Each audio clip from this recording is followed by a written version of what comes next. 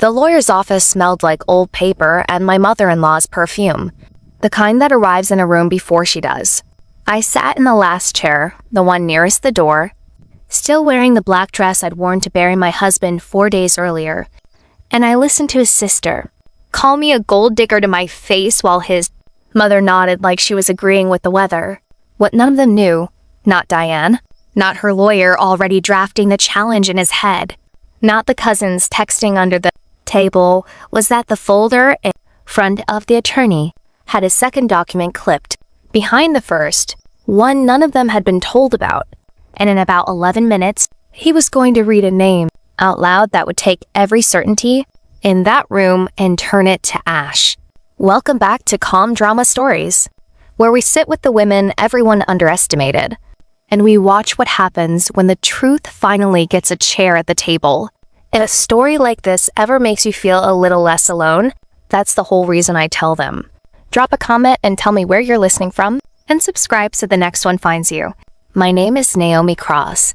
I'm 38 years old, and 6 days before that meeting, I was holding my husband's hand in a hospital room, and 4 days before it, I was standing at his graveside in shoes I'd bought for the funeral because none of my black shoes felt respectful enough. I hadn't slept more than 3 hours a night in 2 weeks. And on the 5th day, while I was still finding his hair on my pillow, his family sat me down in a law office to hear exactly what they thought I deserved. I met Marcus Cross when I was 31, waiting tables at a diner outside Richmond while I finished my nursing degree at night. He came in every Tuesday with a legal pad and a black coffee. And for 3 months, he just nodded at me and left a good tip, and I thought nothing of him beyond that. Then one Tuesday, he asked if I'd ever consider dinner with a man twice divorced and 22 years older than me. And I laughed and he laughed, and somehow that turned into 7 years of a marriage. I would have called good even if he died broke. He wasn't broke. Marcus had built a mid-sized commercial real estate firm from nothing, starting in his 20s, the kind of quiet, unglamorous business that doesn't make headlines but generates real money over decades. By the time I met him, he was worth, by my best guess, somewhere around $11 million, though I never once asked and he never once told me a figure. I married a man who left before dawn most mornings in the same 3 suits, rotated on a schedule, who fixed his own gutters, who introduced me at every dinner as my wife. Naomi, never my nurse. Never anything that made it sound like a transaction. I loved him uncomplicated by his money because for most of our marriage, I genuinely forgot he had it. His family never let me forget where I'd come from, though. Diane, his younger sister, ran a boutique interior design firm in the same city and had opinions about everything I wore, cooked, and said, usually delivered as compliments with a blade folded inside them. That's a brave dress for a woman your size. She told me once at a birthday dinner, smiling the whole time. His mother, Eleanor, was worse in a quieter way. She simply looked past me in every room, the way you look past furniture that's in your line of sight but doesn't belong to you. For 7 years, I was tolerated at holidays the way you tolerate weather. Marcus saw it. He apologized for it more than once, late at night, tracing circles on my back. They'll come around, he'd say. They just don't know what to do with someone who actually loves me.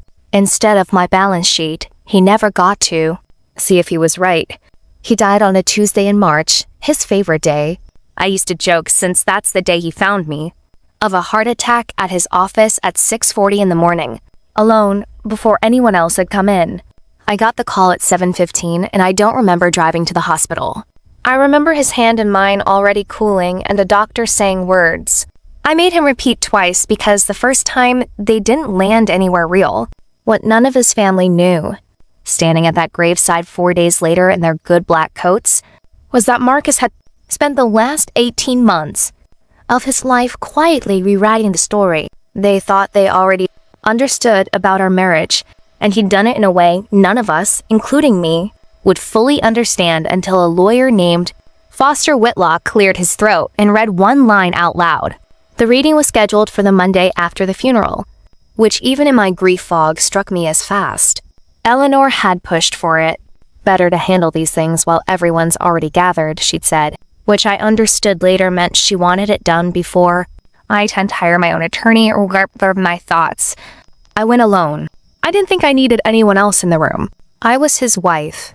I assumed, the way you assume the sun will rise, that whatever the will said, I would be treated as exactly that. Whitlock's office was on the 9th floor of a building Marcus's firm had actually helped develop 15 years earlier, which felt like a small cruelty the universe hadn't intended, but delivered anyway. Eleanor sat closest to the desk in a chair that looked like it had been reserved for her. Diane sat beside her, already scrolling her phone. Marcus's adult son from his first marriage. Preston sat stiff and silent by the window, a young man I'd always liked and who'd always been kind to me in the careful way of someone trying not to take sides. A cousin I barely knew hovered near the door like he'd invited himself. I sat in the last chair because it was the only one left, and no one moved to offer me a better one. Whitlock opened the folder, cleared his throat, and began reading the way lawyers read. Flat, unhurried. Letting the document do the emotional work it was never built to do. The house went to the estate to be liquidated and divided. Certain personal effects, itemized, went to Preston. A modest trust was established for Diane's children, and the controlling ownership of cross-commercial properties, the firm, the buildings, the accounts, everything that actually mattered was, according to the document Whitlock read first, to be placed into a holding entity pending further instruction, with myself listed only as a beneficiary of a fixed monthly distribution, sufficient for reasonable living expenses. I sat with that for a moment before I understood what it meant. Reasonable living expenses. Not the company, not a say. A stipend, like an allowance. Like I was a dependent rather than a wife of 7 years. I didn't say anything at first, because grief makes you slow, and because some old, tired part of me had already braced for exactly this and simply wasn't surprised. Diane was surprised on my behalf, but not in the way I needed. She set down her phone, looked at me, really looked at me, for maybe the second time in 7 years, and said, with a particular satisfaction of someone whose worst suspicions have just been confirmed, "Well, I suppose that settles it." I told Preston she'd try to get her hands on the whole thing. At least Marcus was smart enough to protect what he built. Preston flinched. Eleanor did not. Eleanor nodded slowly, the way you nod at a weather report that confirms rain. "We all saw this coming the moment he brought her home," she said. Not quite to me, more to the room. A waitress. "No offense, dear, but you can't blame a family for being careful. Men like Marcus attract women who see the numbers before they see the man," Diane added helpfully, as though delivering a kindness. "It's not personal, Naomi. It's just, you have to admit you did marry up. Significantly up. Nobody's judging you for it. We just have to be practical about protecting what he actually built." Gold digger. Nobody used the exact words, not out loud, not in that room, but every sentence they built was scaffolding around the same accusation. And I sat in the last chair in my black funeral dress and let it land, because I genuinely did not have the strength that day to fight a family that had rehearsed this verdict for 7 years and was only now getting to deliver it out loud. I looked at my hands, the same hands that had held Marcus's through 3 rounds of a health scare 2 years earlier, that his own mother hadn't bothered to visit him for, and I said nothing. Whitlock cleared his throat again, and I remember thinking distantly that he seemed uncomfortable in a way that didn't match a routine reading. Lawyers who deliver bad news to spouses usually have a rehearsed gentleness. He didn't have that. He had the look of a man holding something he wasn't sure the room was ready for. "There is a second document," he said. "A codicil, executed 11 months ago, which supersedes the distribution structure I just read regarding the operating company." The room went quiet in the particular way a room goes quiet when everyone in it has opinions, but nobody wants to be the first to ask a question that might make them look uninformed. Eleanor's chin lifted a fraction. Diane's phone, finally, fully, went into her purse.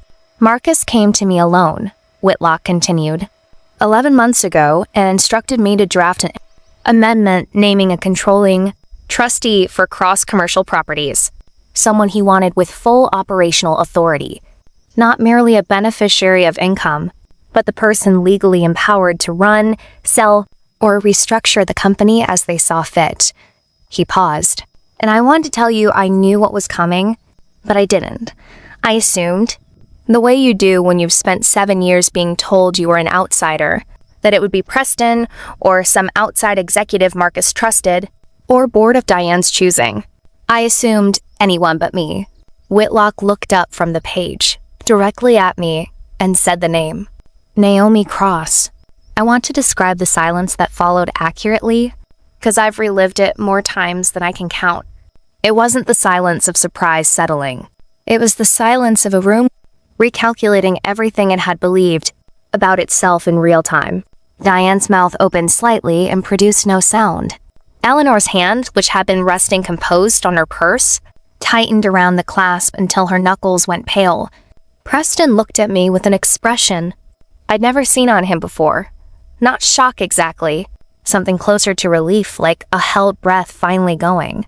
"That's not possible," Eleanor said, and her voice had lost the smooth, managed quality it always carried. "Marcus would never. She has no experience.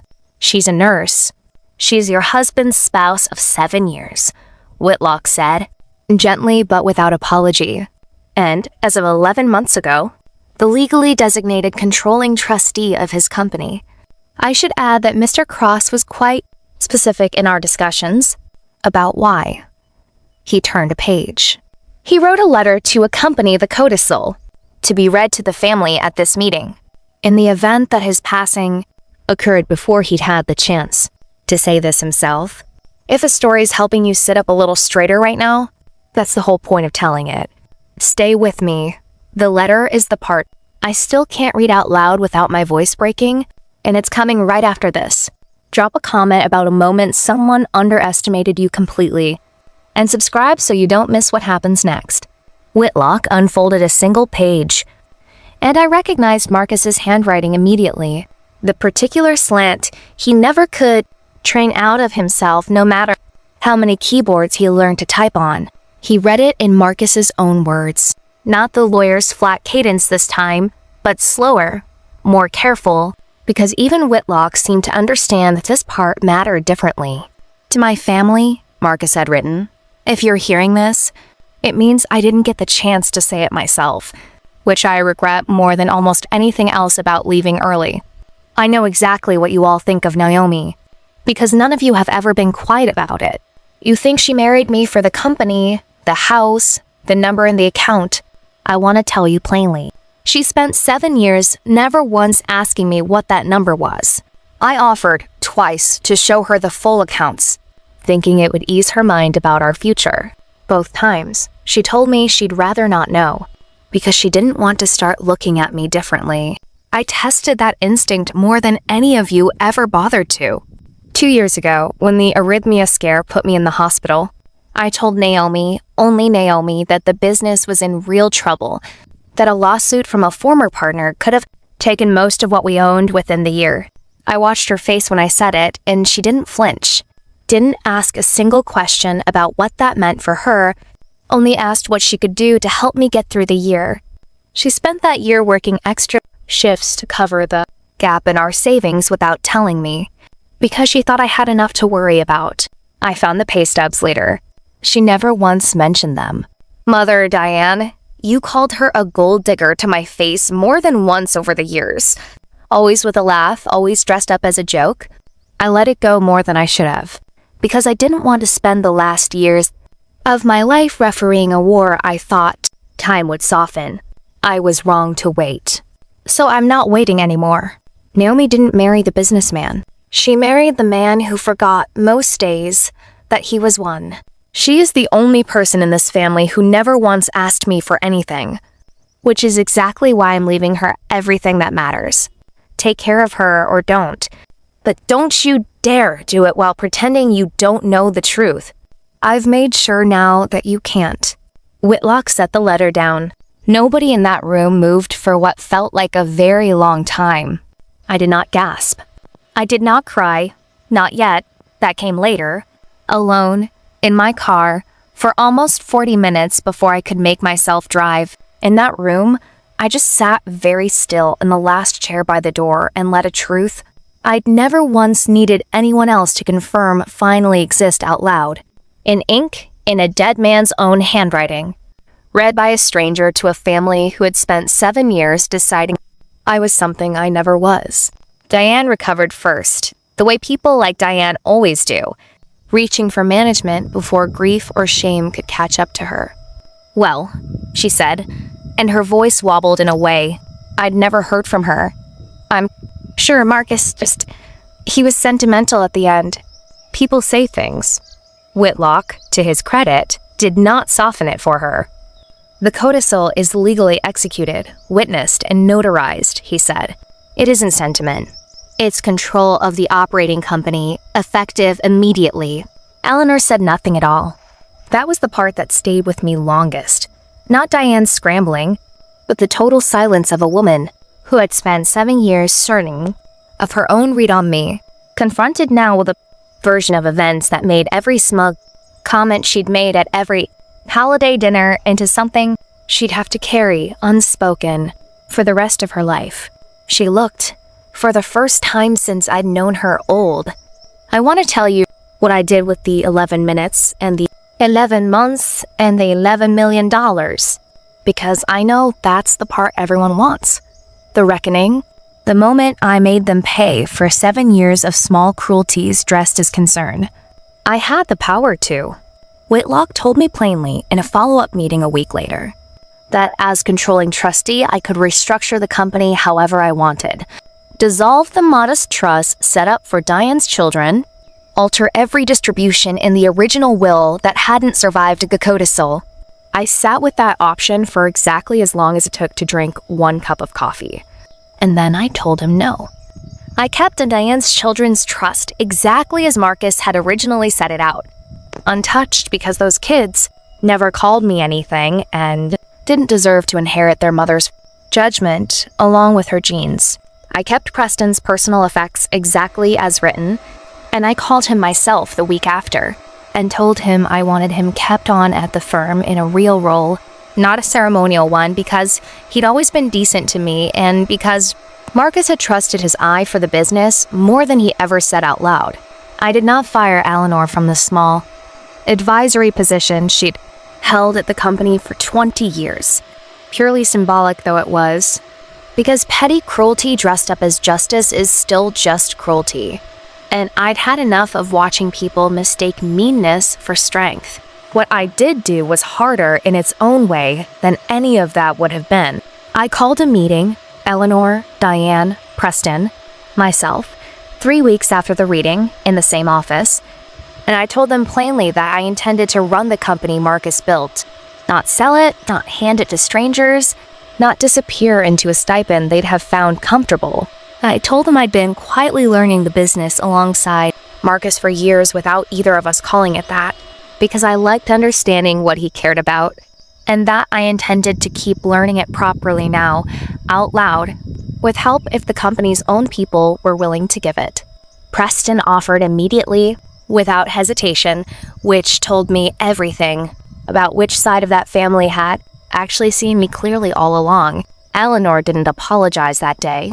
People like her rarely do, not because they aren't sorry, but because sorry requires admitting they were wrong about something they built an entire personality around being right about.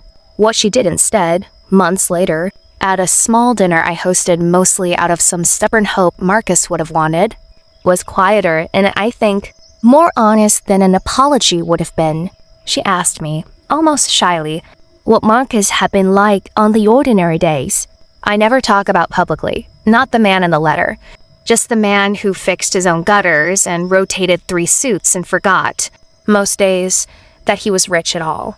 I told her.